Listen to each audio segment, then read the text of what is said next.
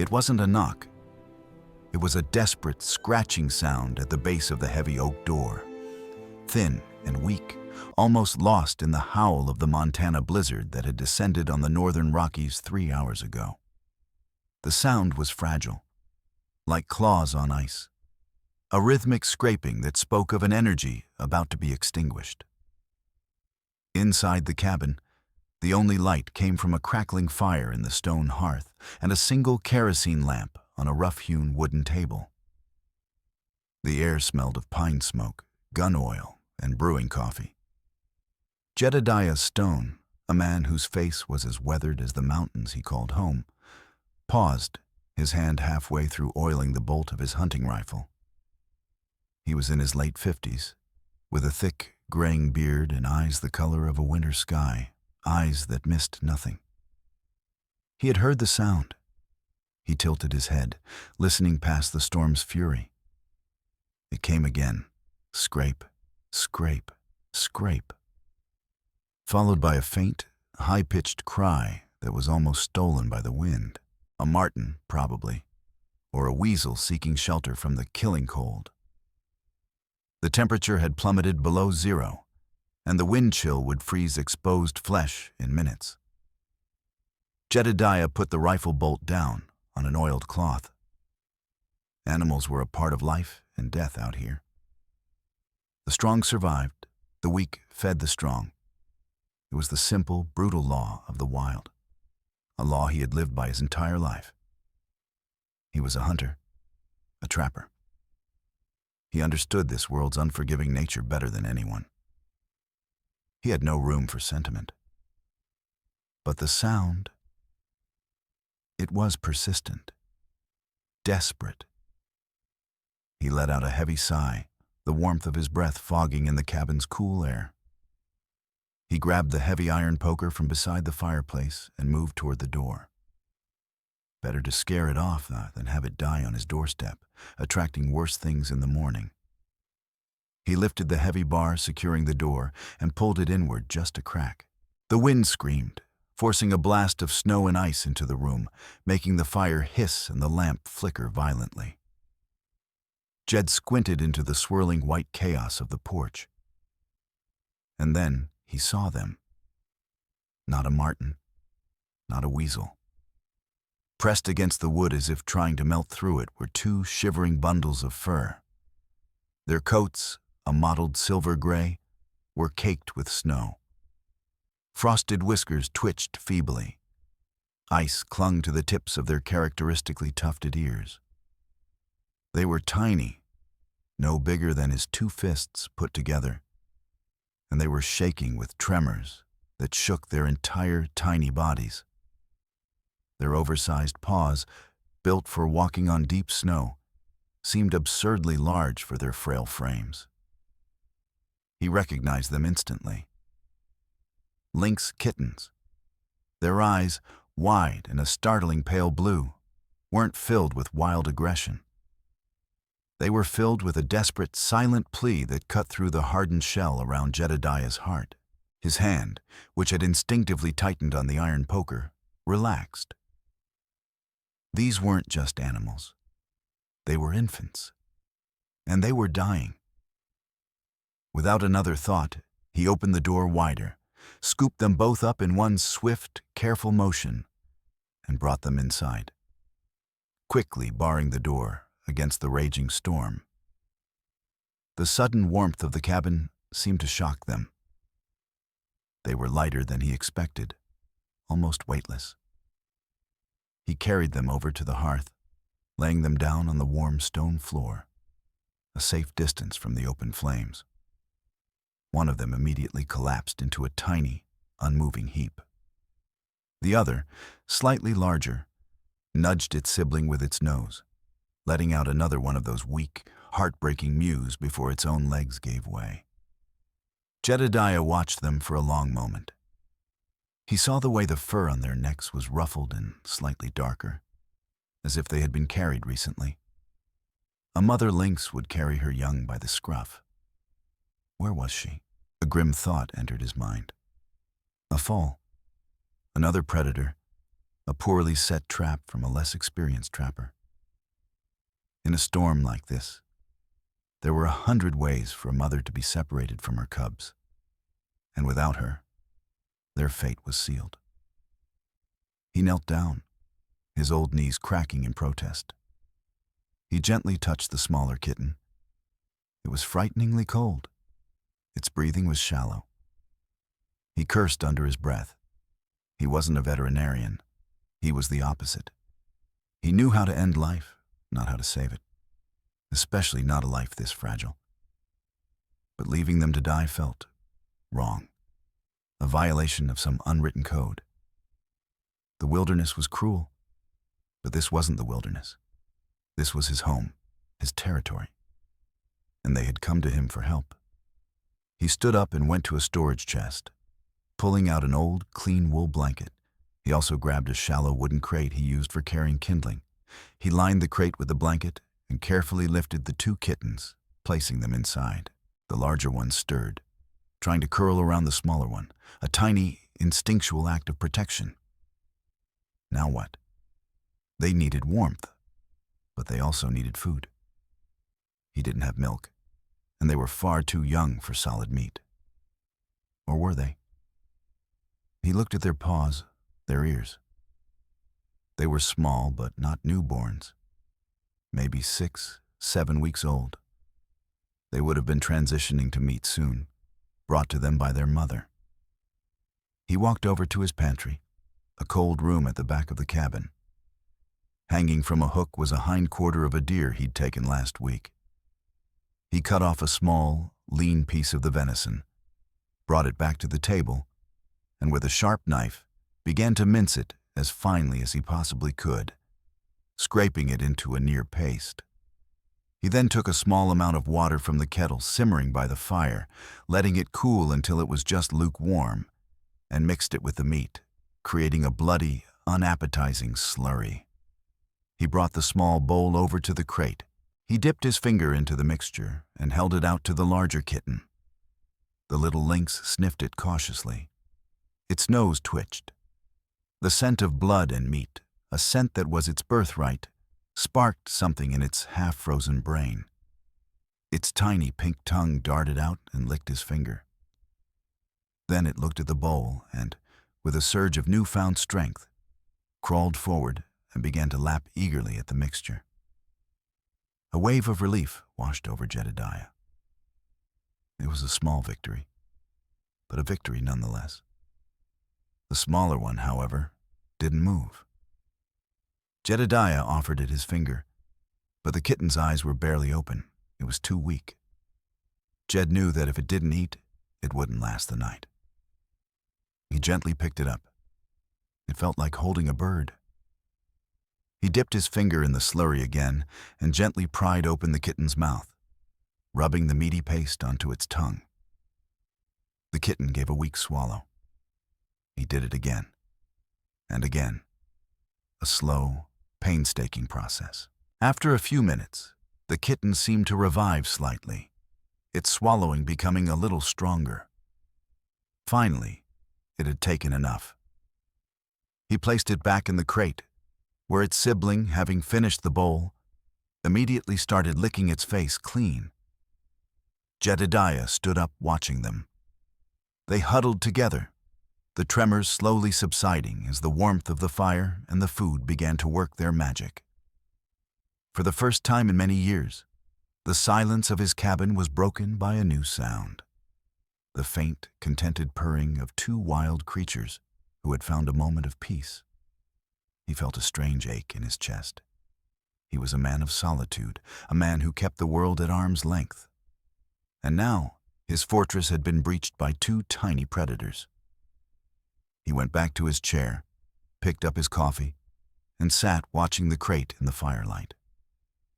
The blizzard raged on, but inside, a fragile truce had been declared. The hunter had become a protector. After an hour, the kittens were fast asleep, their breathing deep and even. The storm outside seemed to be lessening its fury. Jedediah finally allowed himself to relax, the tension draining from his shoulders. He was tired. He closed his eyes, just for a moment, listening to the crackle of the fire. That's when he heard it. It wasn't the scratching of a kitten. It wasn't the howl of the wind. It was a low, guttural sound that came from right outside the front door. A sound that made the hairs on his arms stand on end. It wasn't a kitten's cry. It was the deep, rumbling growl of a full-grown predator. Jed froze, his eyes snapping open and locking onto the door. The sound came again, closer this time, a chest-vibrating growl that promised violence. The mother had come looking for her young, and she had found them inside the home of a hunter. Jedediah's blood ran cold. The rifle was on the table just a few feet away, but it felt a mile off. That sound was not the searching call of a lost animal. It was a threat. A deep, resonant warning that vibrated through the log walls of the cabin and into the bones of the man standing within. He remained perfectly still, his eyes fixed on the heavy oak door. In the crate by the fire, the two kittens stirred. The larger one, which had been sleeping soundly, lifted its head. Its ears, still comically large for its small face, swiveled towards the door. A tiny, questioning mew escaped its throat. This single small sound was answered by another growl from outside. This one shorter, sharper, and filled with a terrifying urgency. The faint scratching began again, but it was no longer the weak scraping of kittens. These were the sounds of powerful, adult claws digging into the thick wood of his door, seeking purchase, testing for weakness. Scrape, dig, splinter. Jedediah could hear the fibers of the ancient oak groaning in protest. He took a slow, silent step back, his hand reaching out and closing around the cool, smooth stock of his rifle. He was a hunter. This was a predator. The equation was simple, one he had solved 100 times before. A threat to his home, his life, was met with overwhelming force. But as his finger found the trigger guard, his gaze flickered to the crate. The two kittens were now awake, huddled together, their blue eyes wide with a confusion that was rapidly turning to fear. They could hear their mother. They could smell her. They were too young to understand the wooden barrier that separated them. A shadow passed by the cabin's single, frost-etched window, a fluid, tawny shape against the swirling white of the blizzard. Jedediah caught a glimpse of a powerful shoulder and a tufted ear. The lynx was circling, probing his defenses. He wasn't dealing with a panicked animal. He was dealing with a hunter just like himself.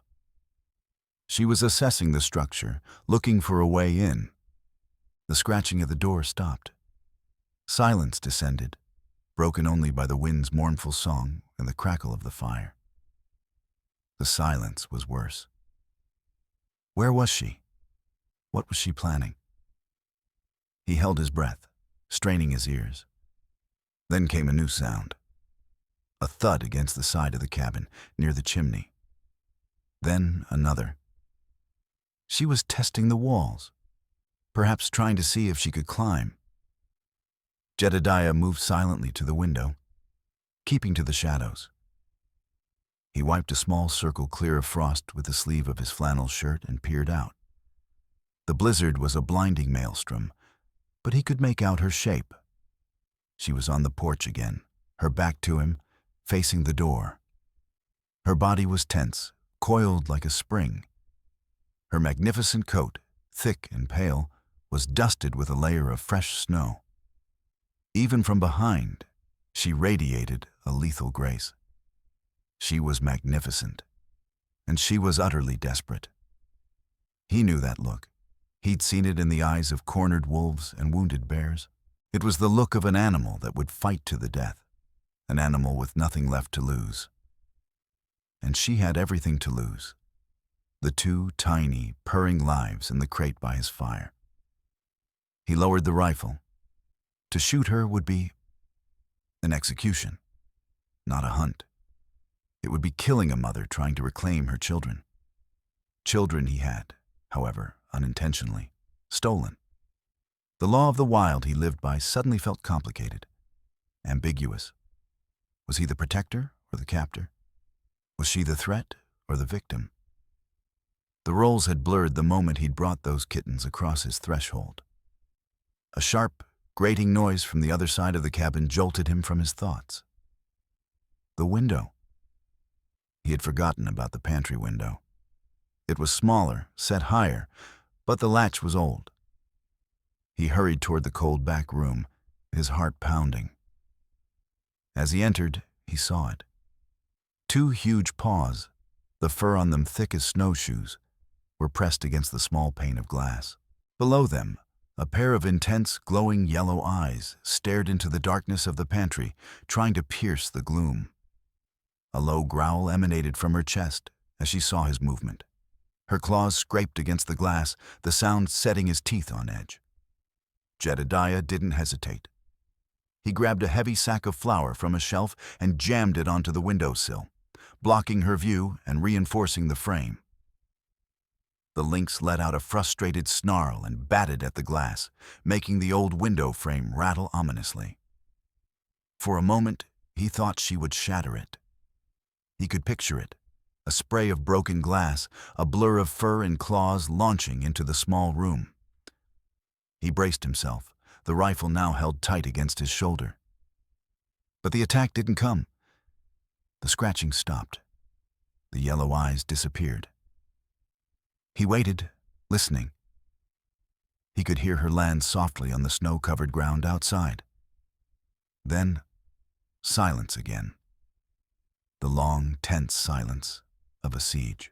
He spent the next hour in a state of high alert, moving from the main window to the pantry, checking the door, listening. The storm continued its assault, but the sounds of the lynx had ceased. Had she given up? Had the blizzard finally driven her to seek better shelter? He hoped so, but he didn't believe it. A mother's instinct was a more powerful force than any storm. As the hours crept by, the fury of the blizzard began to wane. The relentless howling of the wind softened to a low moan. The snowfall lightened. Dawn was still hours away, but the worst of the storm had passed. Jedediah finally allowed himself to return to the chair by the fire. The kittens, seemingly untroubled by the drama, had fallen asleep again. He felt a profound exhaustion, not just physical, but mental. He must have dozed off, because he was startled awake by a change in the light. A pale gray luminescence was filtering through the window. Morning. The storm had broken. Cautiously, he got up and went to the window, wiping the condensation away. The world outside was transformed, buried under a thick, pristine blanket of white. The snow had drifted high against the cabin, in some places reaching halfway up the walls, and there, on his porch, was the lynx. She wasn't pacing or growling. She had dug a shallow pit in the deep snowdrift against the porch railing, creating a makeshift den that sheltered her from the wind. She was curled into a tight ball, her head tucked under her magnificent tail. But she wasn't asleep.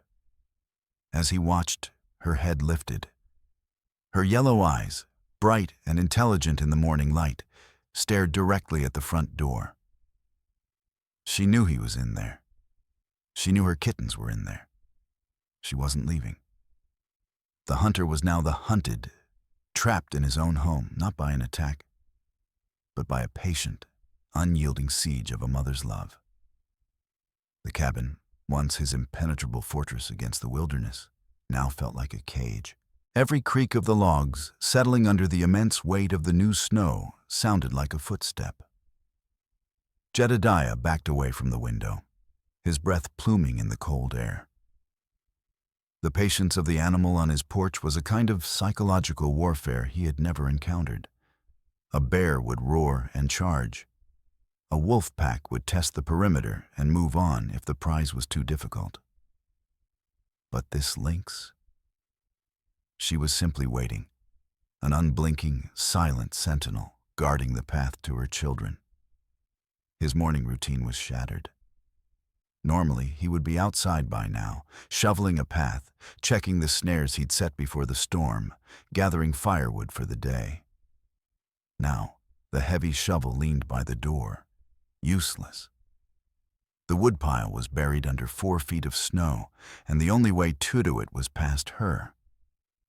He turned his attention back to the living things inside his cage. The kittens were awake and moving about their crate. The larger one, the bolder of the two, was batting at its sibling's tail. The smaller one, who had been so close to death just last night, retaliated with a clumsy pounce, a miniature parody of the lethal grace its mother possessed. They were growing stronger. The warmth and the venison slurry were working. He prepared another meal for them, mincing the deer meat even finer this time. As he knelt by the crate, the bolder kitten, instead of waiting for the bowl, placed its oversized paws on the edge and stretched its neck towards his hand, licking the meat directly from his fingers. Its tiny, rough tongue was a strange sensation on his calloused skin. He felt a low rumble start in its chest, a purr, strong and steady. A sudden, heavy whoomp from the roof made him jump. A load of snow had finally slid off the steep pitch of the roof and crashed onto the porch. The kittens froze, their ears flat against their heads. Jedediah rushed to the window, his heart hammering. He expected to see the mother lynx startled, perhaps driven off by the sudden avalanche. But she was still there.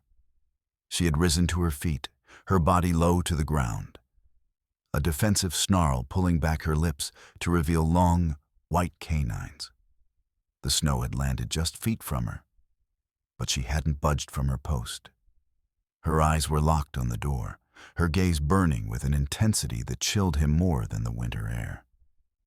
She wasn't just waiting. She was daring him. He knew he couldn't wait her out. His firewood supply inside was dwindling. His water barrel was getting low. Sooner or later, he would have to make a move. The rifle was the final option, the one he didn't want to take. First, he would try something else. He was bigger, louder. He could be the more intimidating predator. He pulled on his heavy winter boots and walked to the door, taking 2 heavy cast-iron skillets from a hook on the wall. He took a deep breath, lifted the heavy bar, and threw the door open. The sudden movement was met with a guttural hiss from the lynx. She didn't retreat. She crouched lower, her back legs tensing to spring, her tail twitching like a frayed nerve. Jedediah stepped onto the porch, a wall of frigid air hitting him, and began to bang the skillets together. The clang was deafening in the post-storm silence, a jarring metallic din that echoed off the snow-covered trees. "Go on! Get out of here! Go!" he yelled, his voice a harsh bark. He took a step towards her. The lynx didn't run. She met his advance with a terrifying lunge, not at him, but forward a few feet, landing with her claws extended, digging into the porch wood. She let out a series of short, sharp snarls that sounded like fabric being ripped apart. It was a clear line she had drawn in the snow. Cross it, and you will bleed. But as they stood there, locked in a standoff of noise and aggression, Jedediah's hunter's eyes noticed something else, a slight tremor in her left hind leg. It was almost imperceptible, but it was there, and as he looked closer at her body, he saw past the thick, beautiful fur.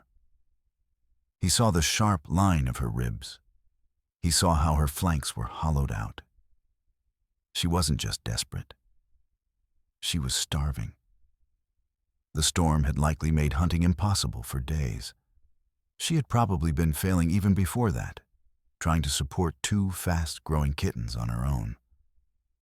The energy she was expending now, this display of aggression, was costing her dearly. She was burning the last of her reserves to maintain this siege. He stopped banging the skillets. The sudden silence was heavy. He looked from the fierce, desperate mother to the closed door of his cabin, behind which her children were safe, warm, and fed. The brutal, simple law of the wild he had always lived by had one core tenet: survival. And right now, all three of them, the mother, the kittens, and the man, were caught in a web where each one's survival depended on the others. If she starved to death on his porch, he was left with two wild orphans he had no idea how to raise. If he killed her, he would be doing the same. If he did nothing, she might eventually weaken enough for him to drive her off. But she would be in no condition to hunt, and her kittens would be a death sentence for her. There was only one path that didn't end in death. It was insane. It went against every instinct he had as a hunter and a man who valued his own life. Slowly, Jedediah backed away, holding the skillets up in a placating gesture. He retreated into the cabin, closing and barring the door. The mother lynx watched his every move, her chest heaving, but she didn't advance. He stood in the center of the room for a long moment, the skillets hanging limply in his hands. He could still feel the phantom vibration of her snarls in his chest. He made a decision. It was a gamble of staggering proportions, a gesture of trust offered to a creature that had just threatened to tear him apart. He walked not to his rifle rack, but to the pantry. He reached for the deer carcass hanging from the hook. He didn't cut a small piece to be minced. With his sharpest knife, he sawed through bone and sinew, cutting off a thick, heavy slab of venison, rich with meat and fat. A piece big enough to feed a predator. A peace offering. He carried the slab of raw, red meat back to the front door. His hand trembled as he reached for the iron bar. He took a deep breath, lifted it, and pulled the heavy door open just a few inches, preparing to push the offering out into the space between them. The metallic tang of his own fear was sharp in Jedediah's mouth. His knuckles were white where he gripped the slab of venison. Through the narrow crack in the door, a sliver of the world was visible. A patch of brilliant white snow and the piercing yellow glare of a single feline eye, unblinking and fixed upon him. The cold air that blasted through the opening was a physical thing, stealing the warmth from the cabin and the courage from his heart. He couldn't just throw the meat. A sudden movement might be misinterpreted as an attack. He needed to be deliberate, calm. He grabbed the long, iron fire poker, hooked its end into the thickest part of the meat, and slowly, painstakingly, pushed it through the gap. The heavy slab of venison slid off the poker and landed with a soft, meaty thump on the snow-covered porch. The sound was unnervingly loud in the tense silence. Jedediah didn't wait for a reaction. He yanked the poker back, slammed the door shut, and dropped the heavy wooden bar into place, his heart hammering against his ribs like a trapped bird. He scrambled to the window, his breath fogging the glass, and wiped it clear. For a long moment, nothing happened. The mother lynx hadn't moved. She remained in her crouched position, a statue of deadly potential. Her gaze was fixed on the offering. Her nostrils flared, testing the wind. The scent of fresh blood, of life-sustaining fat and protein, was surely overwhelming. Yet her discipline was absolute. This was a trap. It had to be a trap. The smell of the man, the hunter, was all over it. But her body betrayed her. He saw the quiver in her injured leg intensify. He saw the slight trickle of saliva from the corner of her jaw. Hunger was a more powerful master than fear. Slowly, agonizingly, she uncoiled. She moved with a liquid grace that defied her apparent starvation, her body low to the ground, her oversized paws making no sound on the wood beneath the snow. She crept forward, one cautious step at a time, until her nose was inches from the meat. She sniffed it, her head darting back as if she expected it to explode. She looked at the door, then back at the meat. The internal war was visible in every tense muscle of her body. Then, with a speed that blurred the eye, she lunged. Her jaws clamped down on the venison, and she didn't just take it. She ripped it from its spot, dragging the entire heavy slab back to the far corner of the porch, as far from the door as she could get. There, she fell upon it. Jedediah watched, mesmerized and horrified. This was not the delicate eating of a house cat. This was the desperate primal act of a predator staving off death. He could hear the sounds clearly through the window, the tearing of muscle, the wet crunch as her powerful jaws sheared through cartilage and smaller bones. She ate with a frantic energy, constantly lifting her head, her bloody muzzle pointed toward the cabin, her yellow eyes never leaving the door. She was refueling, but she was not letting her guard down for a second. In under 10 minutes, the entire slab of meat, which would have fed Jedediah for days, was gone.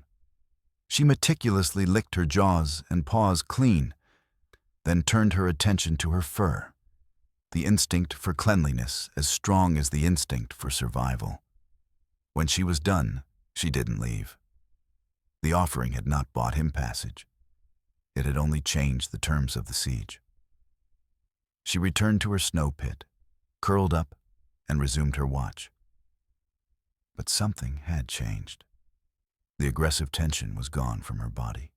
The low, threatening growl no longer rumbled in her chest. She was still a prisoner in his own home, but now his jailer was sated, not starving. The immediate, violent threat had subsided. An hour later, Jedediah knew he had to test the new dynamic. His firewood box was nearly empty.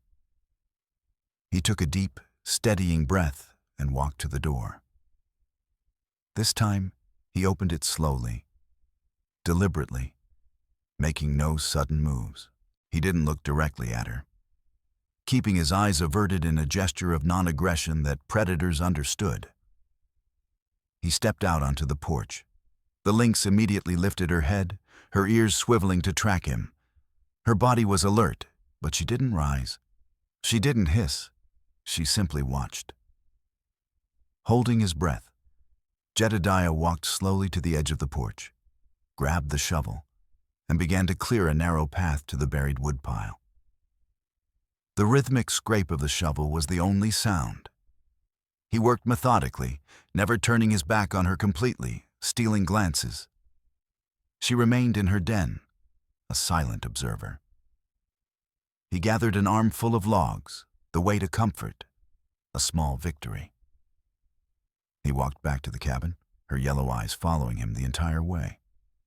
He stepped inside, closed the door, and leaned against it, letting out a breath he didn't realize he'd been holding.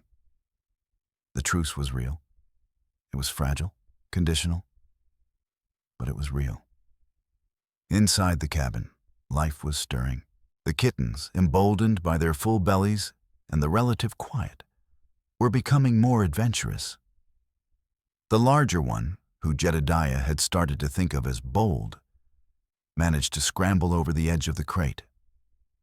It landed with a soft thump on the floorboards and took a few wobbly steps, its oversized paws making it look like a child in its father's boots.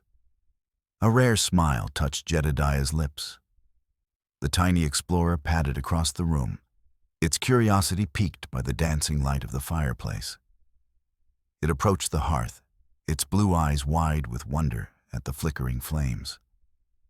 Jedediah watched, relaxed for the first time in what felt like days. The kitten got closer, drawn by the warmth radiating from the stones.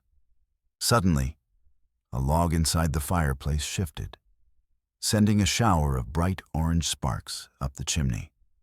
One rogue ember shot out and landed on the wooden floor with a tiny sizzle just an inch from the kitten's paw. Startled by the sudden hiss and flash of light, the kitten leaped sideways, its clumsy coordination failing it. it stumbled directly onto the hot, gray flagstones of the hearth itself. A piercing shriek of pain and surprise cut through the air. It was a sound no mother could ignore. Without a single coherent thought, propelled by pure protective instinct, Jedediah lunged from his chair. He covered the distance to the fireplace in 2 long strides, a huge, fast-moving shadow, and snatched the kitten up off the hot stones. From her vantage point on the porch, the mother lynx saw it all through the window. She saw the spark. She saw her baby cry out. And then she saw the giant human form launch itself with terrifying speed directly at her child. She didn't see a rescue. She saw an attack. A guttural, blood-curdling roar erupted from her throat, a sound of pure, maternal fury that was a universe away from her previous growls. The truce shattered into 1,000,000 pieces. The window glass shuddered violently as a blur of fur and claws slammed against it with the full, desperate weight of a mother convinced she was about to watch her baby die. The world exploded in a shower of frigid air and glass. A spiderweb of cracks instantly bloomed across the window pane before the entire frame gave way inward with a sound like cracking ice. A whirlwind of claws and teeth, propelled by pure maternal rage, launched itself into the pantry. The sack of flour burst, sending a choking white cloud into the air. For a split second, Jedediah was frozen, the tiny, whimpering kitten held tight against his chest. He saw the mother lynx scramble out of the pantry, her fur dusted with white flour like a vengeful ghost. Her eyes, blazing with yellow fire, were locked onto him, on the small bundle of fur he clutched. She saw a kidnapper, a predator holding her child.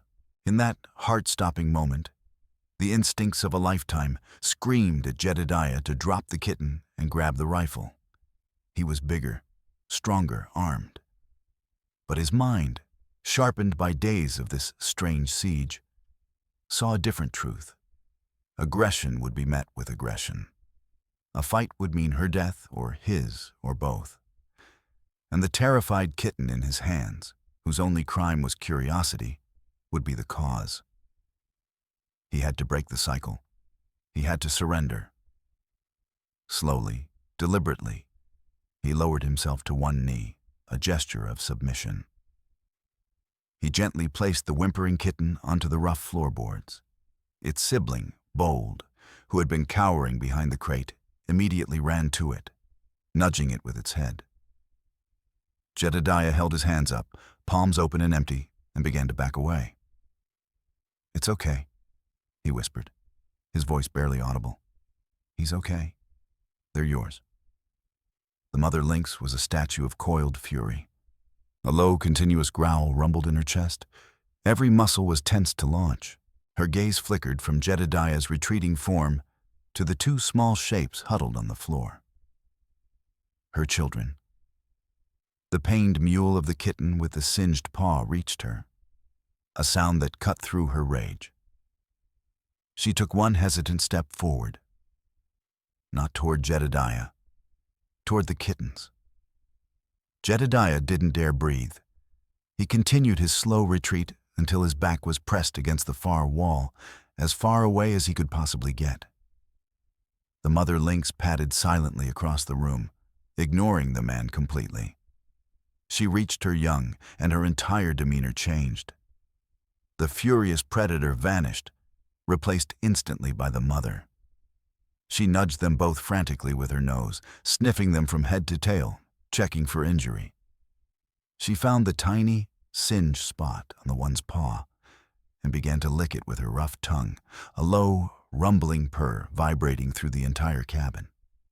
She licked their faces, she licked their backs, drowning them in affection and reassurance. Jedediah watched, feeling the massive weight of the standoff lift from his shoulders. He was an intruder in this reunion, a silent witness to a moment of pure, wild love. After several minutes, The mother lynx seemed satisfied that her children were whole.